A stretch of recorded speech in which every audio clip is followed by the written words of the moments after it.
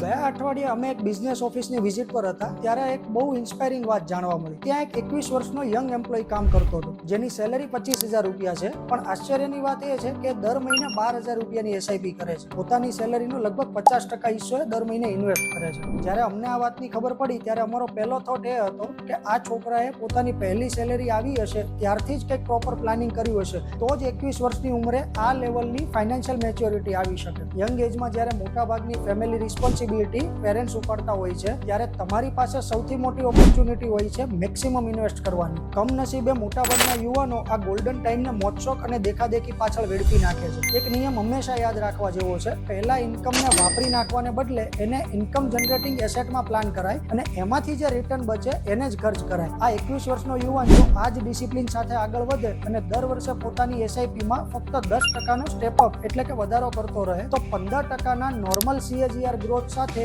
જ્યારે 60 વર્ષની ઉંમરે રિટાયરમેન્ટનું વિચારશે ત્યારે એની પાસે 60 કરોડ રૂપિયાથી વધુનું ફંડ તૈયાર હશે। આ છે નાની ઉંમરે શરૂઆત કરવાની અસલી તાકાત। અમારા 20 વર્ષના એક્સપિરિયન્સમાં અમે જોયું છે કે જે લોકો 20 થી 30 વર્ષની ઉંમરે આ રીતે શિસ્તબદ્ધ રોકાણ શરૂ કરે છે તેઓ લાઈફમાં ક્યારેય ફાઇનાન્શિયલ સ્ટ્રેસ નથી જોતા। ટાઈમ અને કમ્પાઉન્ડિંગ જ્યારે સાથે મળે છે ત્યારે એ સામાન્ય સેલરીને પણ એક બહુ મોટી વેલ્થ લેગેસીમાં કન્વર્ટ કરી દે છે। બરાબર આ જ લોંગ ટર્મ વિઝન અને ડિસિપ્લિન સાથે અમે અમારું મિશન 100 ચલાવી રહ્યા છીએ। અમારો પર્પઝ એવા 100 થી વધુ વિઝનરી ઇન્વેસ્ટર્સ સાથે મળીને એમના પોર્ટફોલિયોને 100 કરોડથી વધુ સુધી પહોંચાડવાનો છે, જેઓ શોર્ટકટમાં નહીં પણ પ્યોર પ્રોસેસમાં માને છે। જો તમે પણ આ જ મેચ્યોરિટી સાથે તમારી અથવા તમારા ચિલ્ડ્રનની ઇન્વેસ્ટમેન્ટ જર્ની પ્લાન કરવા માંગતા હો તો કમેન્ટ અથવા DM કરો। Let's connect and build your long term compounding legacy.